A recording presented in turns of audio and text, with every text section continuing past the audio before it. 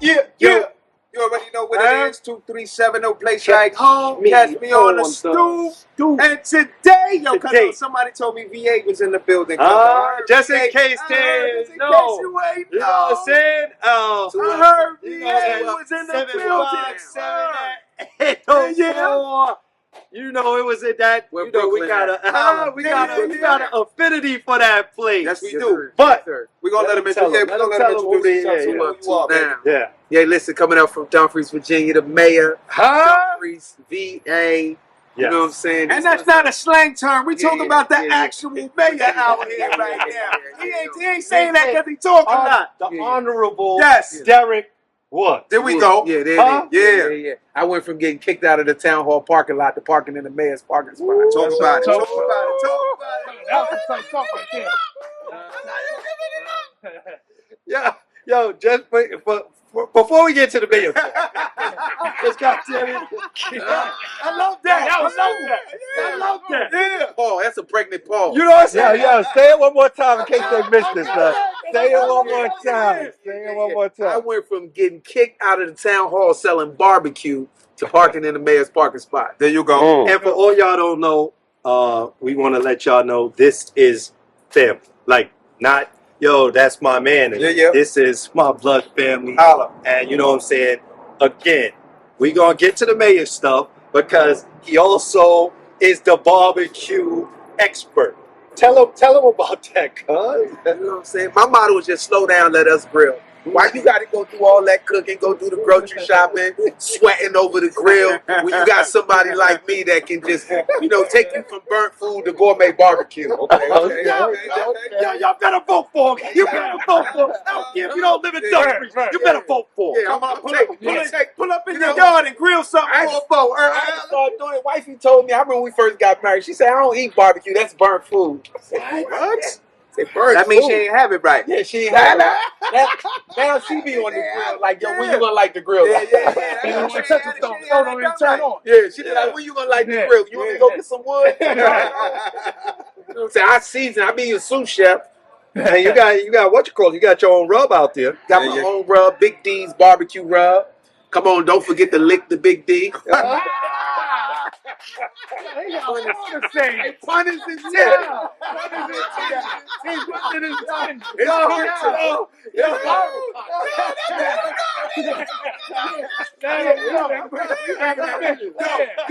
You heard it straight from your man. You heard it straight from your man.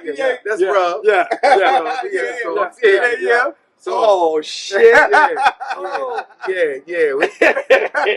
Got the barbecue spot in the middle. You know, we rub our meat because we like our meat rubbed in our pork. Talk about it. Yeah. This is a family show. No, we still talk about me. Yeah, we still talking about family show. Sauce is optional now. If you like it wet, you can put some of our sauce on it. Otherwise, we a dry rub type of barbecue. Okay. That's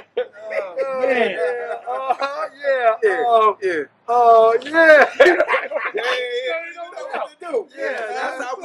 Look, because when you start talking about meats and stuff like that, hold on. How you like your meat?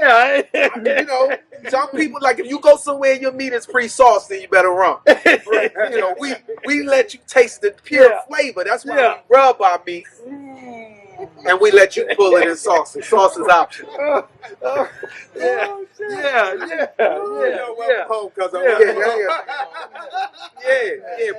Plenty of days of playing out on these streets. I don't see no kids out here playing Scully no more. Nah. I guess in Virginia, y'all don't know what that is. Don't worry about that. They don't shoot no Scully no more. Play those types of games. It's changed. Times have changed. Yeah. We gotta definitely. Kids don't play outside like they used to. Remember, we used to run up and down the streets. You go to the playground, you don't even see the merry-go-round no more. Yeah. Right? And so, like, we got a generation of kids that mental issues, they can't take you talking about them. As soon as you talk about them, it's bullying. Yeah. Right? I remember they called me Blackie, burnt toast. I was tar baby. Next day, we was out playing football or shooting hoops or whatever. Right? It was like nothing. Yeah. Right now, it's like they go from that extreme to now they don't know how to comprehend it. They think it's a video game. They grab a gun and they just emotionally numb from doing the type of stuff. Yeah. So it's like, they don't get the complex skills of going out how to make independent decisions and navigating and discovering themselves no more. So while we're talking about it, it's important to talk about someone like Kamala Harris, who's actually appealing to the younger vote, because we've had two guys, two old white men. You know what I'm saying? Yeah. One that looks like, unfortunately, his days are coming to a close very soon. Yeah. And another white guy that, it's all about the art of the deal. Yes. It's all about the art of the deal. Yes, you'll be fired if you don't. You fired and you're a casualty. Yes. Like if you don't serve me no more, I ain't got no more use for you. Yes. You see everybody on this cabinet who was locked up, he ain't got nothing done, because it's like, how can I get the biggest benefit? Versus the contrast to the other old white guy, 50 years of service, dedicated his life to serving from a local level to a state level to a federal level, and now as president of the United States. I mean, people ain't gonna really appreciate his legacy until he really dead and gone and what he's accomplished. I mean, he understood that, like on my form of government and governing on local government is the most important stage. So you got a president who put more mayors in his cabinet than any other president has ever done. Right? Because he understood mayors, we down here with the people. If you got a hole in your street, we got to go fill that hole. Yeah. If your street lights go out, we got to fill your street lights. We the ones that most of the time y'all see at y'all churches, in y'all community centers, at y'all festivals, at y'all fairs. We're at the lowest level of government. And so he understood that and put those type of people around him and made historical investments in the local community. Got the first infrastructure, bipartisan, by the way, to build America back when all the rest of the nations, Tokyo, Japan, they building their airports and they build it. So we hadn't made no investments since they did the interstate federally into our infrastructure. Man, all you gotta do is look at LaGuardia.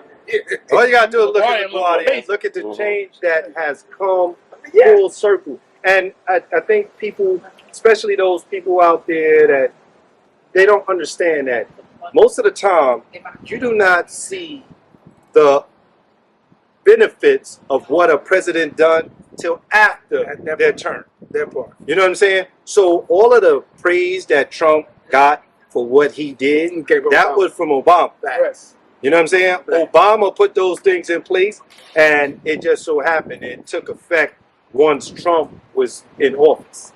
Yeah. So you got to see that also when you're looking at everything that Biden has done to try to rectify some of the things that Trump did. So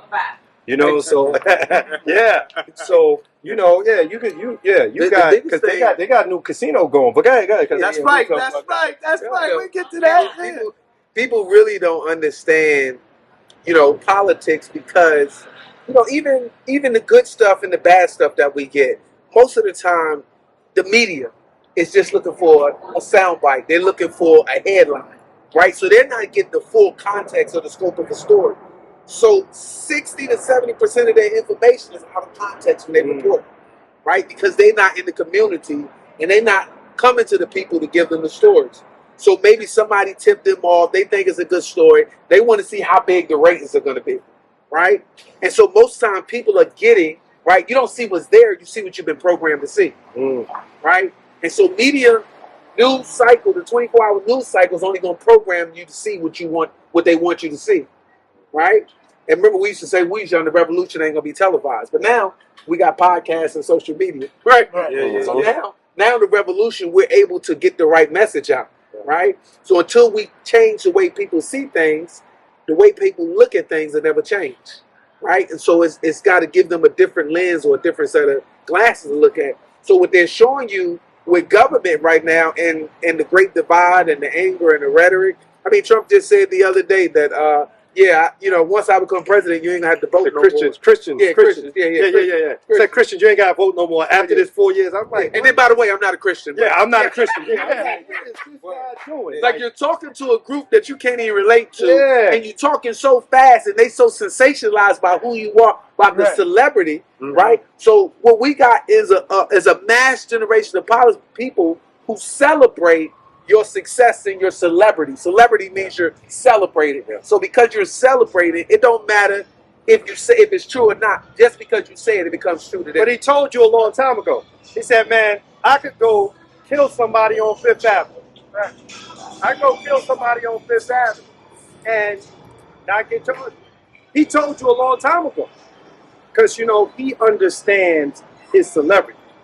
So he doesn't care about politics. He understands what, you know, he understands his celebrity. He's a mass marketer. Yes. He's all about the art of the deal and the business guy. See, when we come from this entrepreneur way, he's a hustler. Yeah, he hustles. He hustles. Yeah, that's what happens when you're from Queens. And even Queens get the money. You know what I'm saying? Get the money. He from Queens. He hustling. And he hustling his, like he even changing the Republican Party, making people change how they feel about their own party right now. They looking at the convention, he bringing in a union guy who Biden just gave them record raises, helped them negotiate with UPS and all of that. And he got them standing in front of their party and they like, oh Lord, this Republican convention or Democratic convention. They like, we don't believe in unions. Like, what's going on? And now they're like, well, oh, do we? Right. He like what Ho said, I can sell ice to an Eskimo, water to a well. He's like, put me anywhere on God's green earth and watch me make it work. That's Trump. He's just a hustler. Right? He don't know nothing about, and they because people talking about Kamala coming back to her like she not called, like she the DEI, like she the affirmative action candidate, like she wasn't just the vice president, like the succession ain't vice president then president. Like we gonna pass over her. Somebody else. We supposed to go look for somebody else when she already the vice president. Like this ain't no DEI. Like she was a state senator. She was the attorney general. She did the work. Pretty much. She did the work. Look at the vice president that this guy picked. Like he ain't got he's green, super green. But you know what I'm saying? It's good for him because he's on Trump's ticket. He's white. And he's white. Plus he got I wasn't gonna say that. I'm glad he put it out. Jeb Bush, Ted Cruz, all those other guys who were qualified. How did Trump jump in front of them? He ain't had nobody yelled he wasn't qualified. Right.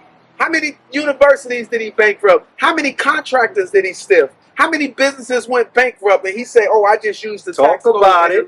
Talk about it. Talk about it." Middle America don't care about none of that because they don't understand that.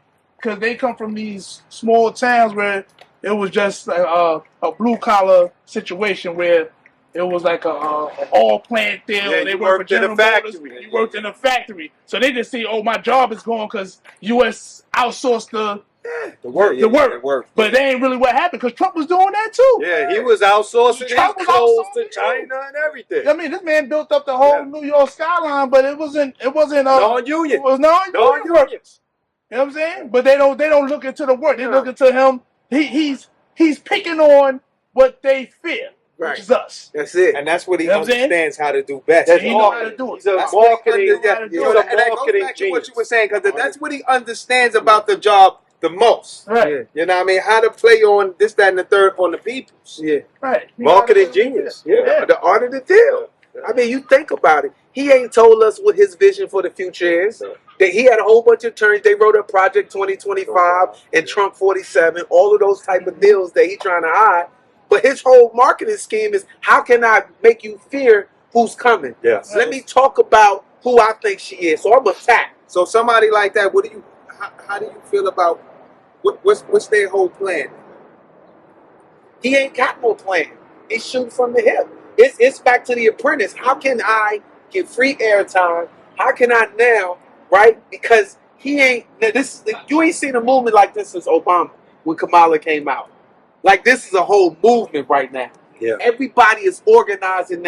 Within 24 hours, black women came together. Women. Black men, we talked about that yesterday though with Kamala about the black. Like, yo, the black women gonna come out for the black women. Almost like the crazy thing about it is you got the invigoration of the young people. That's it. Yeah. That's what it is. That's where it's gonna be the life-changing thing. We understand that Hillary won the popular vote. She did not lose. She won the popular vote. That electoral vote is what needs to be fixed, because that's where she lost. but she won the popular vote. So what does Kamala do? Kamala is going to sit down and actually campaign in those states that Hillary thought that, you know, it wasn't as big of a deal. And that's where you win. And when you have these younger people that are invigorated and they want to be part of the solution, they're going to come out because, again, you got these two 80-year-old white men. There was no energy. There was no energy. So the momentum. They don't even have the pulse. Like, I think being where a president, can you being a president, a big part of your candidacy is going to come from the internet. But that's why how you interact with the young be people. able to say, yo, listen, I can relate. At 80 years old, being so far removed, where are you?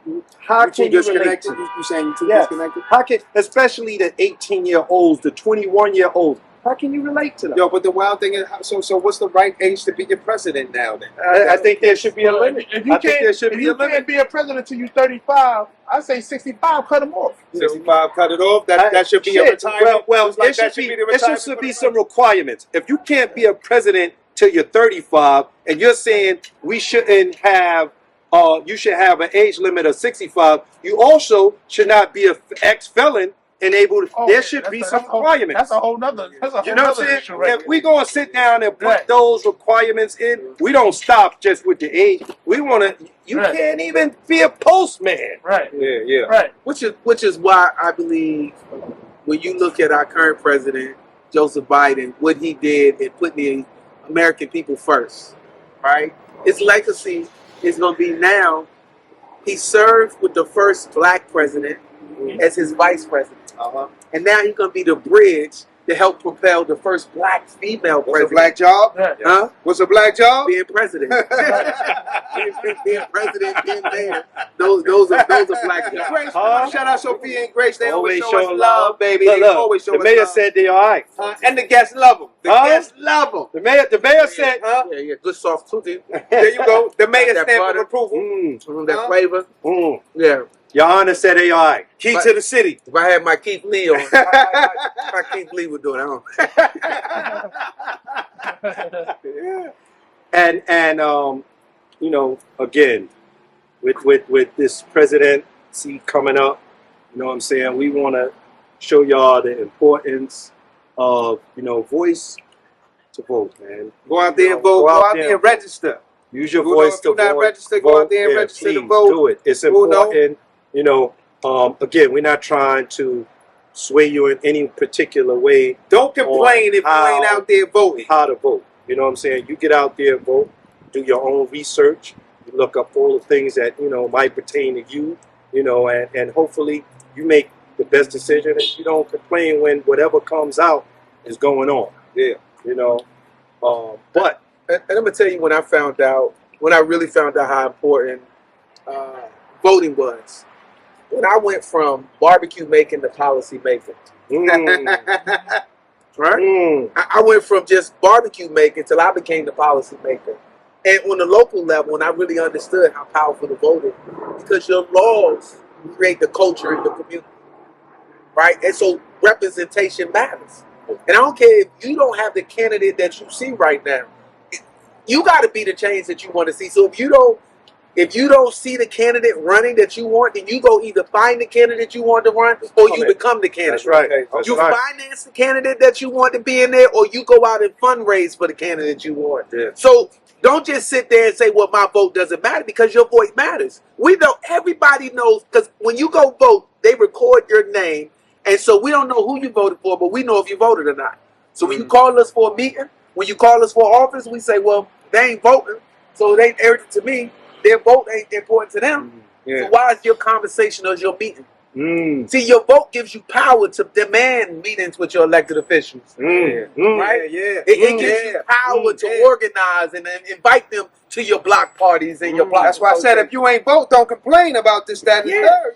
Yeah, you got to become the solution. So I'm just telling you, your vote is just important. So stop saying, oh, I can't relate to none of the candidates running. You become the candidate, or you fundraise and you put the candidate that you want in office, and you stop complaining. There you go. I had to become had to become the solution to my own problem.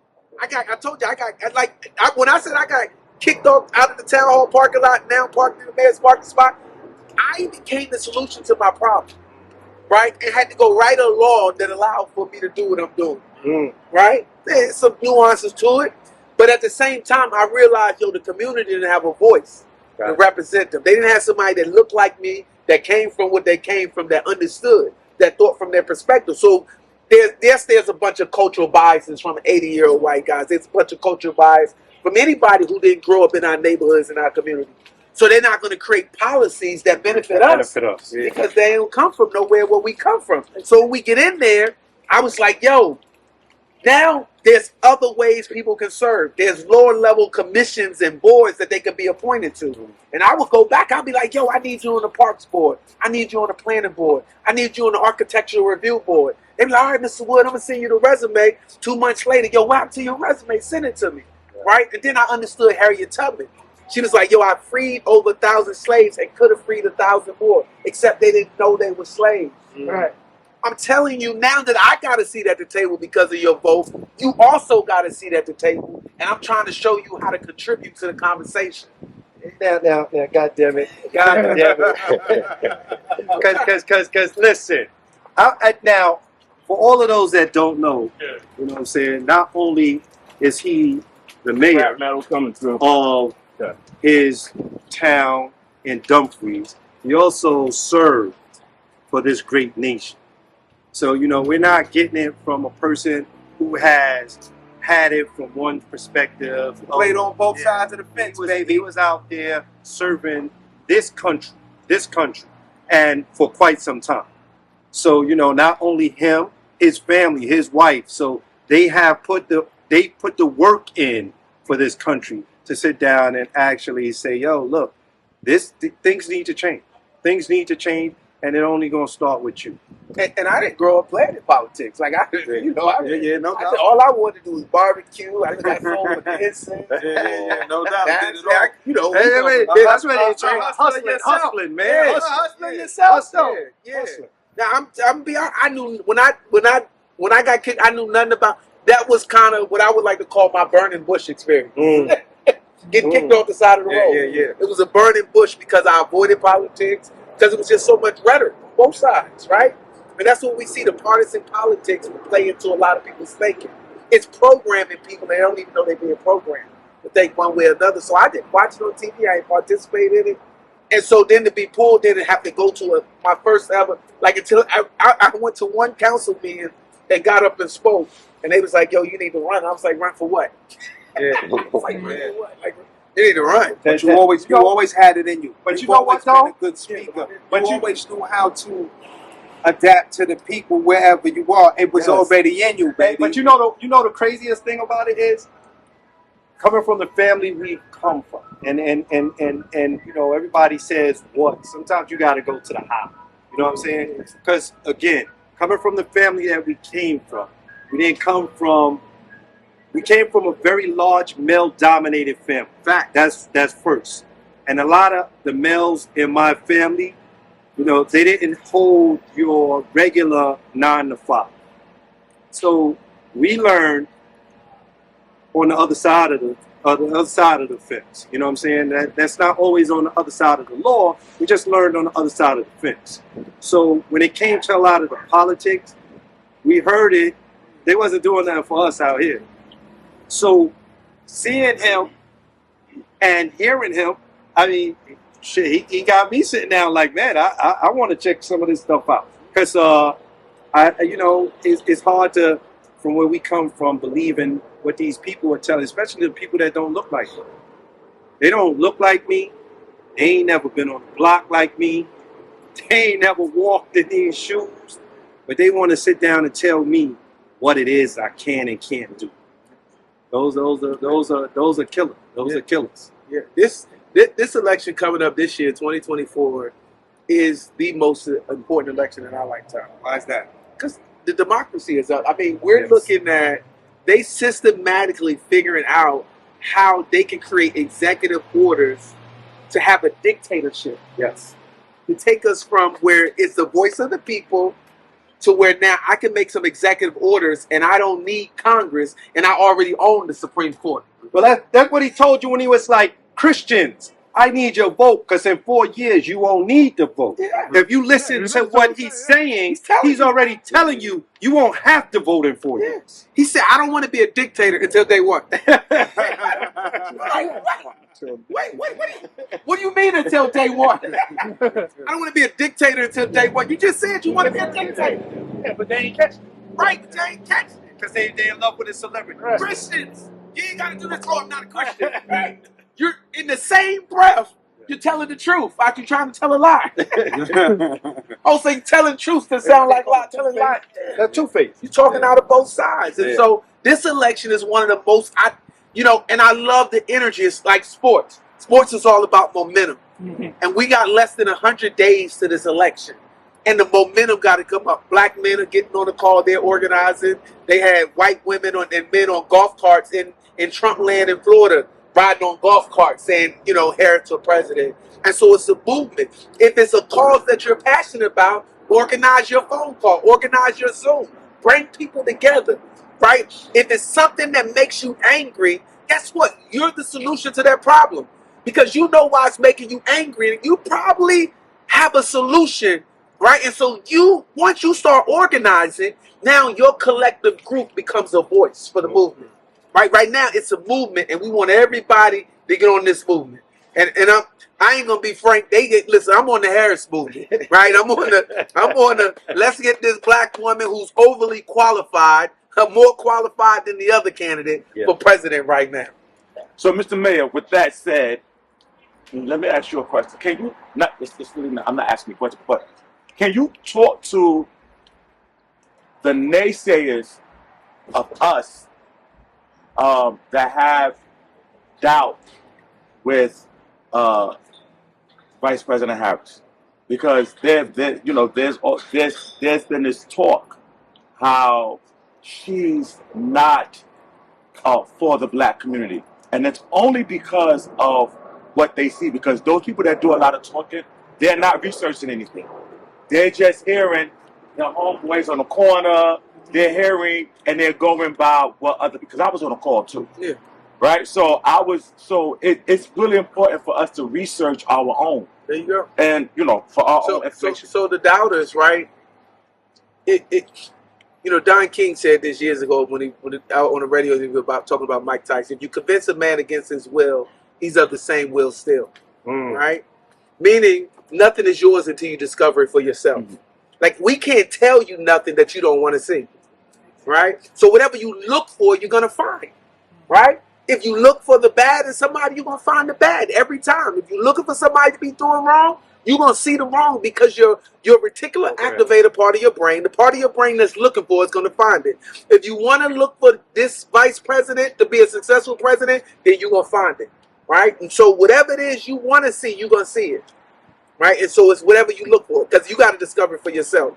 The research is out there. The facts is out there. If you want to find it, the global web has all the information and everything you need out there. It ain't hard. It ain't hard to find. Yeah, it's not hard, especially now at this time. So if you want to know, you don't necessarily have to take somebody off face value. Go do your homework is what he's saying out there. Just because they say it don't make it true. Don't make it true. So go do your homework out there. It's very easy to get. So, because, again, Dumfries is a little further from where we would be. Because we would be in the tower. Yeah. You know what I'm saying? Oh, yeah, I know nothing about this. You know how I got the Dumfries, right? Because I'm like, because we would be in the Tidewater area, you know what I'm saying? For people that don't know, I got my license. My license is in Chesapeake. I got my license in Norfolk. You know what I'm saying? Right off of Chesapeake Boulevard. I got mine off of Norfolk. You was in Norfolk. Yeah, we got Norfolk. Yeah. So, you know what I'm saying? But, right around the corner from Shy House. That's what I'm saying. How did you get from the Tidewater area up north? Yeah. So the military, right? So I was in the Marine Corps, right? I did that 8 years. I was out in Cali about 3-4 years, California. And, you California surfing? Yeah, I ain't know nothing about gang life. That's a whole nother story when I was out there. I was down in the San Diego area, but I used to hang in Long Beach, Compton, Linwood. Yeah, I was on PCA, Pacific Coast Highway, VIP Rec. Okay, okay. Shout out. Long Beach got the first black mayor now, Rex Richardson. He's doing his thing out there in Long Beach. But so the Marine Corps brought me to Quantico Marine Corps Base, which is right there, suburb of DC. I was really trying to get back to Maryland, right? I was trying to get to like the Pentagon, but they landed me at Quantico. And so when I got out, I was still trying to get out of there. I ain't want to stay there. I got to be honest. I did not want to live in Dumfries, right? I didn't want no parts of Dumfries. It was a sleepy, little slow community. Y'all know I spent my summers up here in Brooklyn. Right? So all my summers was up here. So Dumfries had, when we was living there, it was like nothing going on. You had to leave Dumfries to do anything. I had to go to DC and everything, so I didn't want to live there. But I saw it was like a diamond in the rough, right? Because development started happening, you know, as the housing market crashed and Obama started to revitalize things. 2008, 9, 10 is coming back. Development started happening again to the south of Dumfries and to the north of Dumfries.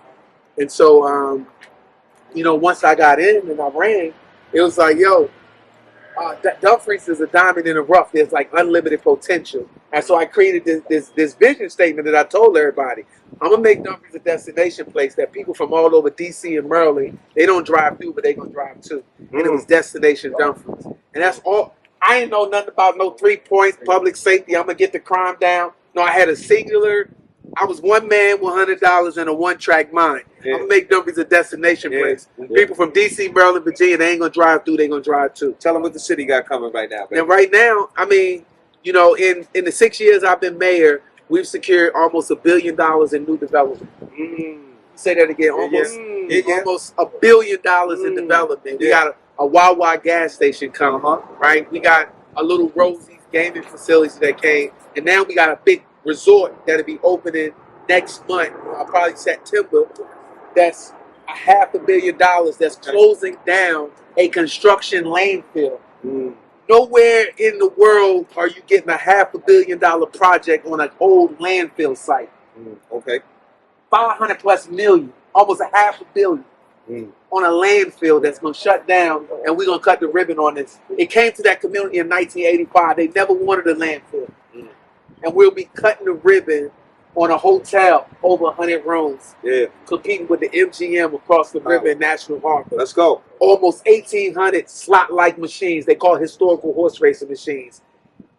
7 to 8 restaurants gonna be in there. A gourmet steakhouse, a sports bar. Dumfries went up. Dumfries went up. The BA went up. The church was serious too. Hold on. Because you know, when it comes to your government officials, they are over there in that what is that, Falls Church or Church Falls? Yeah, you got Falls Church. Falls Church. So that's where they all at. So now, now they will be coming to Dumfries. Yeah. Wait, let me tell y'all. Hold on, it gets better. Okay, it gets better. It's gonna bring over $40 million in tax revenue a year to the Commonwealth of Virginia. 40 million. Wait, what's the other measure that people look at in the community? This one project, job. Come on, you already know. This one project bringing 500 jobs to the community. Where people don't have to catch no buses, have to go around. They're going to be able to just walk to work. 500. Tell them who their mayor is. Tell them who their mayor is. In one project, and it's funny because last month I was with the governor of Kentucky, and we was at a little event in, well, not a little bit because it's fundraising. He raised a lot of money. So we had an event in D.C., and, you know, we talking about Kentucky, and we got the same type of machines, historical horse racing. Well, the biggest horse racing machines they got in the state of Kentucky is 1,000. In Dumfries, I'm at 1,800. He talking to the people that's donating. He talking about the black community in Louisville. How it was a massive project he brought there, and it's bringing 150 jobs. And I'm sitting back like, yo, I got 500 jobs coming. He was talking about. I was like, oh, I got to start talking about this a little more. He talking about 150. Yo, I'm bringing. That should have been top. That should have been top of the list, though. You got to tell the people, yo, I got money coming in here for you. Come make some money with me to make your city better. 500 jobs ain't no, like, we've been doing job fairs every week trying to ramp up to get this thing open. We've been helping them do job fairs. Like, yo, come, like, not only a destination to live, a destination to play, but a destination for you to make money. Come on, come get a job. So, you know, you know, I look back on it, and it's funny because I tell people, look, I'm somewhere between God's plan and God stopped playing. I'm like right in the middle. Yeah. I tell folks, look, God called me. with God's timing, baby. Yeah, it's all with God's timing. I be like, he called me collector. I just so happen to pick up the phone and accept the charges. Yeah. Now I'm waiting for him to hang up so I can figure out how to pay the bill. How I'm pay this bill. Just in case y'all ain't know, it is Sunday. Yeah. And he do a little preaching. A little too. bit. Just a little bit. Just a little bit. A little bit. You know, skills we ain't do to him, we show to him. From coast to coast, they get me bragging and boasting. You know, stay humble, but you know, happy to sometimes be up you gotta tell the people. You gotta tell the people because you know them other people gonna paint a different picture. Yeah, they gonna talk. Yeah, they gonna tell their story. Yeah. They gonna tell their story. Hey, man, that nigga ain't do nothing for y'all people. So yeah, the record probably won't show till I'm gone. You know, so you know the rooms and the exposure. You know, Dumfries, Virginia, which nobody knew about, is now in Gracie Mansion right here in New York, hanging out with Mayor Adams. Tell them why you here this weekend. Like this wasn't just a random pull up. I'm standing behind him in the subway as we introduce new public safety, so he can show up his technology. Yes. So everybody don't get in those type of rooms. You know, the mayor of Dumfries get to take and celebrate his family's birthdays at the White House. Yes. You know, everybody don't get that level of access and that relationship building. So it takes somebody who, you know, probably got a certain call, right, to be able to get that level of access, right? And, you know, it comes with its criticism, its jealousies, and all that other stuff. I can only bear the fruit that I bear. And I think sometimes people mistake and they try to bear my fruit instead of bear their own fruit. And wonder why their fruit don't taste like mine. Shout out to Billy Boy one time. Dollar bill. Yo, shout out to Dollar. If you know, you know. Yo, shout out to Dollar Bill one time. I said that because if you know, you know. You'll understand where that lingo come from. People, you know what I'm saying, from 36th Street down there. Norfolk, for all those people, Park Place, for all those people right there on, let's say by NSU. You know what I'm saying? You know, 6 Holla. You know, Dollar Bill, what up? Yeah. Bill, what up? Dollar Bill, what up? Piece, what up? That's where that G come from right there. Straight cash. Yeah. I know you got to be doing it for the love of the people, because I know the salary as the mayor. Because that's why he's still barbecuing. Right. Because a lot of people get confused with that, like, oh, he's a politician, he's a government official, he's getting money. That don't come with that. You have to have some type of love, or you scamming the people. You know what I mean? But what I'm hearing from you is that bread going somewhere. It's love. Yeah. That's a good point. Most people see the 90% of your government officials, those in local politics, are not full time. Right? You got your major populated cities, your Philadelphias, your New York cities, your LAs, your Chicago, your Denver. You got your major, they're full time. They got a full staff, boom, boom, boom, they going all around. And trust me, I see young mayor. The way he on this side, next thing I know, he on this side of there. He there, and I was like, yo, oh yeah, he got a machine, right? That moves him around. And had something going on around the corner. Then next thing I know, I was like, yo, he was just here at the Billy Joel concert. So he need an operative to kind of move him around. But us, and why a lot of people, and you see a lot of stuff that don't get done in a lot of these cities, is because they don't get a salary. Right. And why certain people was in these positions, because if you're not independently wealthy, or you don't have a means or entrepreneurship or a hustle, then you got to work a 9 to 5, and you can't devote the time, right, to making it being successful. Because don't get it twisted, you got to get in a room where it happens, so you learn how the sausage is getting made. Right. See, part of my success is showing up when nobody else show up, and people look. And they still trying to figure out who's this cat that just keeps showing up and is in the room, right? Because I'm not asking to get in the room; I'm just showing up. Right. And if they ain't got no seat for me, I'm just gonna pull up and take a beat. Ain't nothing wrong with that. Because in those rooms is resources for these communities. Right. In these rooms is money to help develop and transform these communities, and it's information. Most of the time, communities ain't successful because they ain't privy to a lot of information to help move that community to the next level. Before we do anything, I gotta ask. You know what I'm saying? Because I think that people really get it twisted. The relationship between growing up in the South and you also having the relationships here in the city. How do those two things? Because, people talk about the hustle. People talk about, just how you talk, how you articulate, you know what I'm saying? And again, those two things have come together so full circle. Like, you know what I'm saying, to have, that rural southern hospitality and to have that New York, Brooklyn grit, you know what I'm saying, to make you the great. And let's not undercut that word, the great mayor that you are and the things that you're doing. How did those things influence you to be who you are? Because I mean, we for all of those that don't know, my cousin, she passed away. You know what I'm saying? You are a vital part of his upbringing, her son's upbringing, Aiden, and those things have made you, between the places you've been and your family, those have made you the great mayor that you are because you take time out for the people. You know what I'm saying? And I just want to know, maybe you could touch on, you having that New York grit, that Southern hospitality, and again, that big family, that because you don't come from a, one cousin, one, one aunt, you know what I'm saying? You come from a very big family. Yeah, I think history, upbringing, like our whole culture. Remember I said our culture, our upbringing didn't have to see that a lot of these things in this room.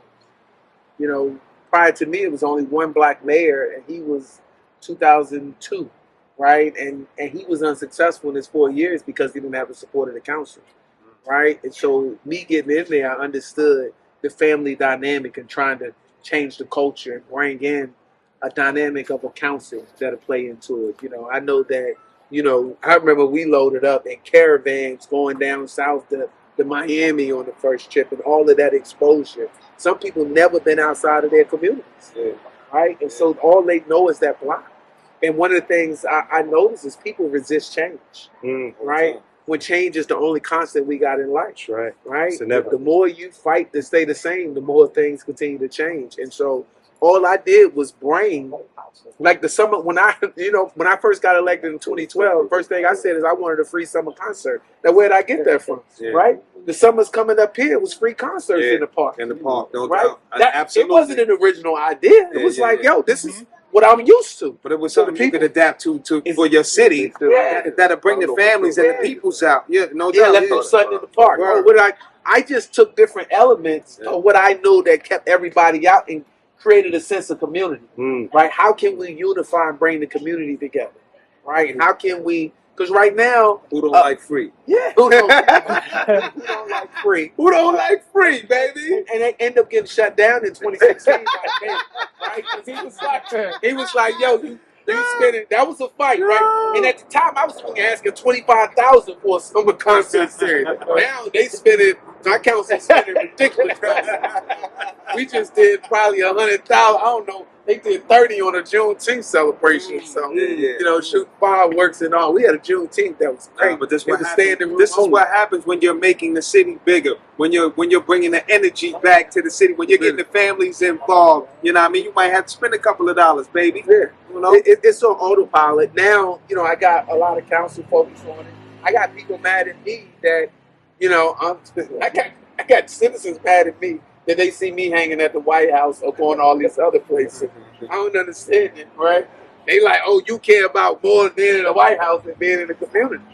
No, I think they got federal resources. You think I'm up there? You think I'm up there partying? But it's trying to bring it back. This is access. Yeah, you see me at the Juneteenth party at the White House and the fireworks, but there's meetings that's happening in the morning.